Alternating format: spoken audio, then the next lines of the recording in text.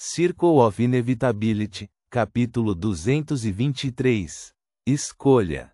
Numa colina a sudeste com vista para Le Marché du Quartier du Gentleman, havia uma pedreira ativa. Tendo partido do Salle de Balbrise, Lumian embarcou em uma busca para encontrar um candidato adequado, o que o levou a este mesmo lugar. A noite estava profunda e os trabalhadores acendiam diligentemente os lampiões a gás espalhados pelas ruas. Em nítido contraste, a pedreira, tendo concluído as suas operações diárias, estava envolta em escuridão, desprovida de qualquer iluminação artificial. Espalhados pelo chão da pedreira havia vários fornos de gesso, cercados por numerosos vagabundos. Lumian aprimorou seu foco, avaliando meticulosamente as circunstâncias de cada indivíduo. Finalmente, ele descobriu um alvo que atendia às suas necessidades. Encostado a um dos fornos de gesso estava um vagabundo. A camisa, as calças e a jaqueta estavam esfarrapadas, com a tonalidade original obscurecida pela terra marrom escura. Bochechas encovadas e membros emaciados quase distorceram sua figura. Seu cabelo despenteado e barba entrelaçados em uma confusão de fios. Seus olhos estavam semicerrados e sua respiração superficial sugeria que ele poderia morrer a qualquer momento. De acordo com as observações de Lumian, o vagabundo estava de fato chegando ao fim de sua vida. Ele tinha apenas 2 ou 3 dias restantes. Aproximando-se dele, Lumian agachou-se e pegou a lata de gás que havia obtido do perverso Redsey, a quem Franca apropriadamente chamou de Senhor Gás. Desatarrachando a tampa, posicionou-a perto das narinas do vagabundo. Ele e Franca já haviam dividido os restos mortais de rentas. Os sedativos e moedas, totalizando 212 ver d'or, pertenciam a Lumian, enquanto o restante era parte de Franca. Achim! O vagabundo espirrou 2 vezes e seus olhos se abriram. Olhando fracamente para Lumian, vestido com um uniforme de trabalhador azul e um boné escuro, ele perguntou, intrigado, quem é você? O que você está tentando fazer?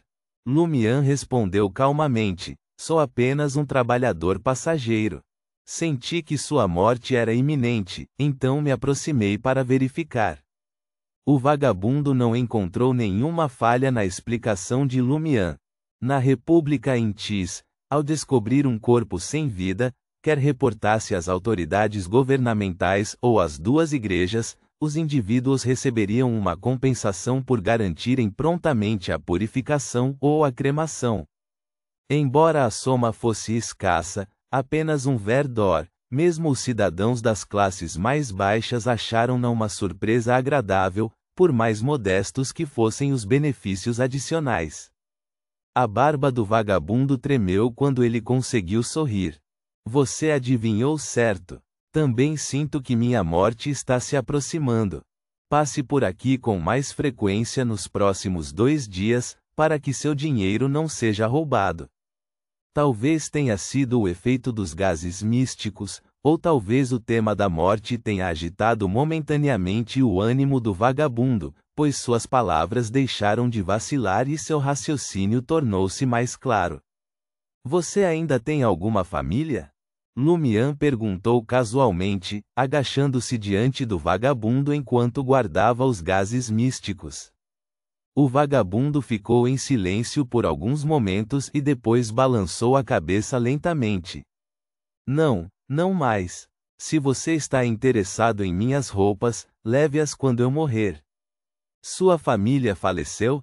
Lumian investigou ainda mais.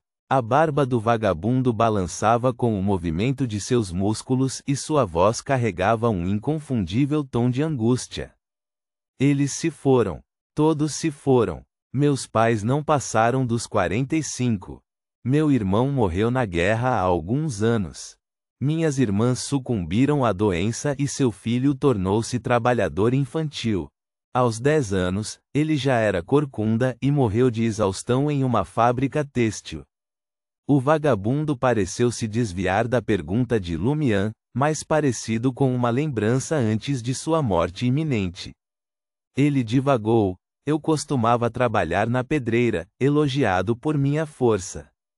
Então, um monsieur viu minha diligência, acreditou que eu poderia suportar as adversidades. Ele me ensinou a colocar detonadores e soltar pedras. Meu salário aumentou e a vida tomou um rumo melhorou. Eu tinha uma esposa, durona como eu, e 3 filhos preciosos, mas apenas um sobreviveu. Meu anjinho, minha filha. Quando os preços dos alimentos provocaram protestos, o meu corpo cedeu subitamente e fiquei gravemente doente. Minha esposa e filha gastaram tudo, acumularam dívidas. Eventualmente, elas cuidaram de mim até recuperar a saúde, mas perdi meu emprego no processo. Éramos perseguidos por agiotas dia após dia. Aqueles homens levaram meu anjinho. Minha esposa e eu procuramos desesperadamente. Algumas semanas depois, encontramos seu corpo sem vida. Ela não aguentou o tormento e decidiu acabar com tudo. Minha esposa queria recorrer à polícia, mas eles a espancaram até a morte e a largaram em algum lugar. Fui espancado e fiquei inconsciente, mas sobrevivi. Sobrevivi até hoje. Lumian ouviu em silêncio, sua voz profunda quando finalmente falou: algum desejo? O vagabundo riu alto. Desejos? Meu maior desejo era falecer logo após pegar aquela doença. Lumian ficou em silêncio por um momento antes de continuar, sem sede de vingança. Os olhos do vagabundo ficaram vidrados quando ele respondeu: esses agiotas foram mortos por outras gangues. Novos agiotas tomaram seu lugar. Ele se lembrou da pergunta inicial de Lumian e falou com uma voz que parecia derivar de outro reino: quando chegar a minha hora, eu acho que gostaria de comer outro bolo de carne. Lembro-me daqueles anos. Todo fim de semana, minha esposa comprava a própria carne, com sementes de linhaça e vinagre, botava molho e recheava com pão achatado. Minha filha adorava, e eu também. Lumian assentiu, levantando-se e descendo a colina em direção às ruas abaixo. Após aproximadamente 45 minutos, ele voltou ao forno de gesso, carregando um bolo de carne de Juan que encheu o ar com seu aroma sedutor. O vagabundo parecia prestes a desmaiar mais uma vez. Lumian empregou os gases místicos mais uma vez para despertá-lo de seu estupor. O vagabundo espirrou algumas vezes, com o olhar fixo no bolo de carne de Juan. Ele rapidamente deu mordidas, sua barba ficou coberta com uma fina camada de óleo. Depois de consumir metade, ele respirou fundo e perguntou com um sorriso: qual é a sua intenção, rapaz? Eu vou esfaquear você mais tarde. Isso pode causar sua morte esta noite, afirmou Lumian claramente. O vagabundo riu fracamente e perguntou: você não tem medo da polícia? Não tenho medo da morte. Eu deveria ter morrido há muito tempo. Você sabia que todo inverno eu durmo dentro desta fornalha de gesso? Mesmo depois de um dia de trabalho, ela retém um calor calmante que dura até quase o amanhecer. No entanto, os vapores persistentes dentro são venenosos e podem me matar em meu doce sono. Lumian riu. Acho que a polícia não está muito preocupada com a forma como um vagabundo chega ao fim, desde que não seja um assassinato flagrante. Sem mais delongas, o vagabundo devorou o restante do bolo de carne de Juan e soltou um arroto. Após uma pausa de mais de 10 segundos, ele ajustou sua posição e falou: você pode prosseguir. Lumian sacou sua lâmina, mercúrio caído, adornada com padrões sinistros, e enfiou-a na mão do vagabundo. O sangue escorria, manchando a ponta da lâmina de vermelho. Simultaneamente, Lumian mais uma vez contemplou o ilusório rio de mercúrio. Seu propósito ao procurar um vagabundo quase morto era trocar por um destino mais prático. Isso não quer dizer que encontrar o destino do fantasma Montsouris não fosse formidável. Muito pelo contrário, podia levar à morte certa ou mesmo ao desaparecimento de uma família inteira para muitos humanos.